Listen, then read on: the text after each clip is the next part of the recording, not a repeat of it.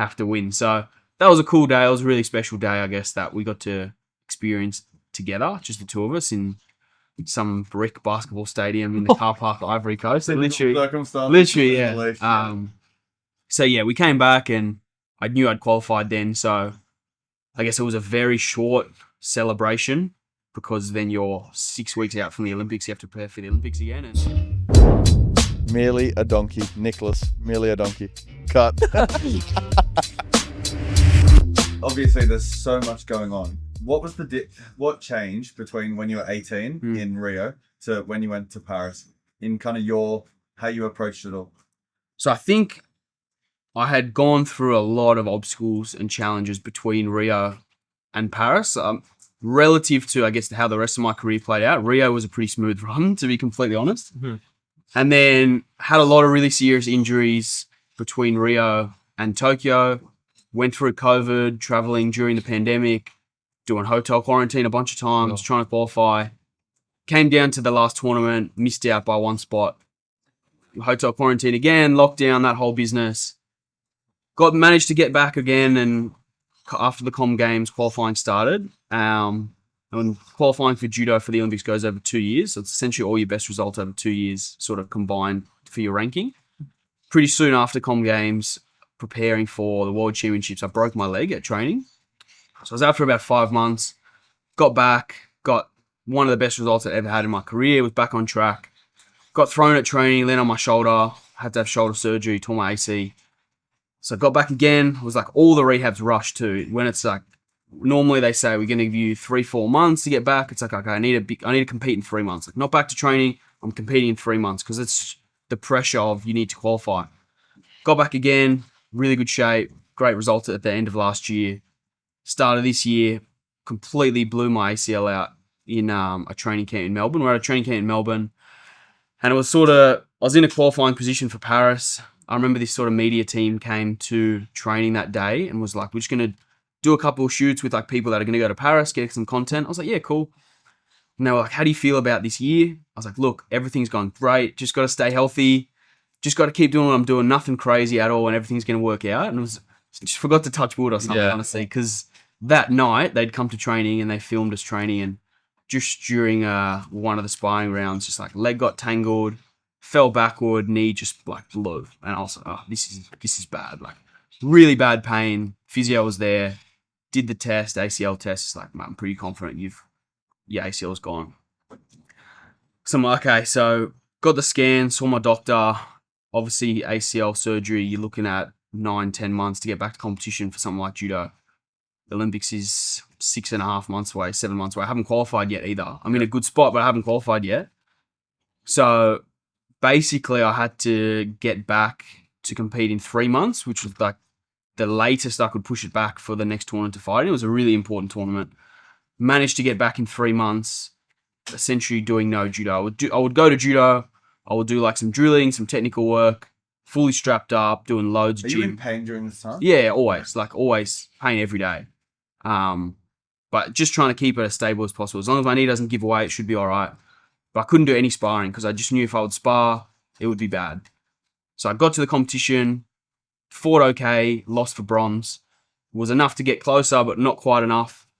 So I come back, started training again. Every time I was training, just like knee completely gave way on me. It happened like 3 times, I think, in 2 weeks. So I was like, okay, I need a break now. I can't compete for a while.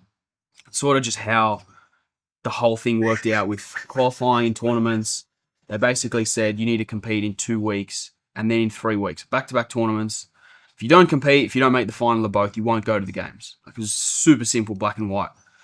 And I'd missed out on Tokyo, so I knew what that felt like. And I never really said it to anyone before, but I was pretty confident if I missed out on Paris, then I would be done. I wouldn't keep going. It was so hard to get back after missing Tokyo the first time that I didn't think I would be able to get through and want to get back again to like go 4 more years again.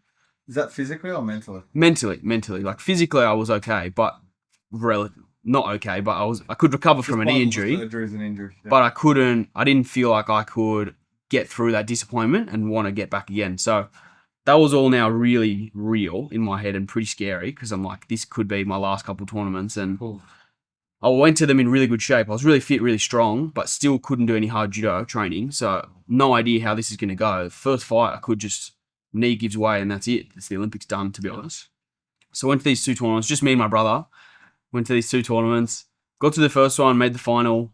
My brother was like, look, we need to fight again next week. You're fighting someone good in the final. I reckon we just rest your knee, like play it safe, and we'll try next week. I was like, all right. So it was tough too because I gave away the chance to maybe win gold, which would have been enough to qualify. But just in case my knee gives way, don't do it. We'll fight again next week. I was like, all right. That's all good. That's a Google Calendar. That's all right. Sorry about that. No, you're good. And so the following week, we went to the Ivory Coast. That was like the last tournament in the Ivory Coast, other side of the world, West Africa. Not on anyone's holiday destination. Wouldn't recommend it. Yeah. But so it's just, me and my brother went to this tournament, had to get to the final again. Basically just hoping that everything works out. Loads of tape, loads of pain relief. Oh, God. And just hope that it works out. Does that put a target on it if you're taping? A bit. Like you wear pants in judo, so... Okay. But I guess everybody that was trying to qualify for the Olympics knew that I had a bad knee. They'd seen me not at any of the tournaments, seen me, I guess, pictures in my... I didn't say what my injury was, but people knew I had a bad knee because everyone in Australia saw me blew my knee out at this training session. So word in Australia, everybody knew.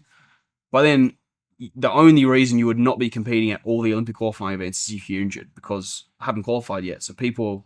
No, I'm not that stupid that I'm just going to roll the dice at the very last tournament. So we went to this last tournament, Ivory Coast. Get some intro music. Since you're back. Yeah, well, yeah, Elevate or whatever that one is. Oh, Well, yeah, no bad. No. All right, easy. Ivory Coast. I think we're talking about the competition there, yeah? Yeah, so just me and my brother went to the Ivory Coast.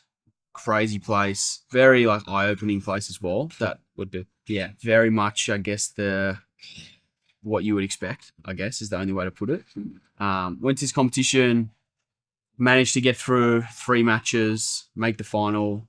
Knew I'd qualified after that, and it was done. So that was like a pretty cool day because it was also, I guess, just me and my brother too, which we sort of looked at each other a few times the couple of days we were there and just laughed. Like, where are we? Like, what is going on here? Like, how did we get here when 9 months ago I was like, I should be like preparing for the games right now. But anyway, we're here now. So our celebration was pretty much hide in our hotel room and order a pizza in because we were a little bit scared to go out, to be honest. It would be. But you said that if you hadn't qualified, you'd probably give up. Did you feel the pressure going into that tournament? Yeah, for sure, massively. Like, I hadn't said that to anyone. I think my brother probably knew. My parents probably didn't know. I hadn't said it to anyone just because all you can do is focus on, I'm going to go to the games, You can't think about or talk about the possibility of not going. But I think I knew that if this didn't work out, then I wouldn't be able to get back from it again. Maybe, I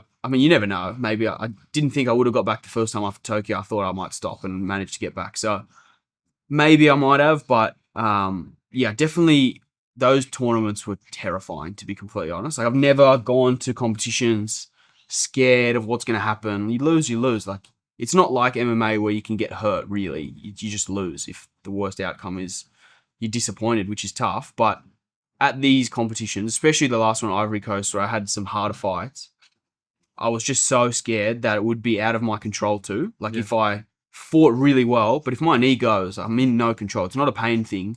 I could deal with any pain. I've taken so much pain relief or whatever, and also tolerance, like under adrenaline. I'm not going to lose because I'm in pain. But if my knee gives way and I fall down, I can't get up. That's it. So that was in my head the whole day, and I fought terrible in that competition because I was just so scared to lose, but just had to win. Like, it didn't matter how ugly it was, like have to win. So that was a cool day. It was a really special day, I guess, that we got to experience together, just the two of us in some brick basketball stadium in the car park at Ivory Coast. Literally, yeah. So yeah, we came back and I knew I'd qualified then. So I guess it was a very short celebration because then you're 6 weeks out from the Olympics. You have to prepare for the Olympics again. And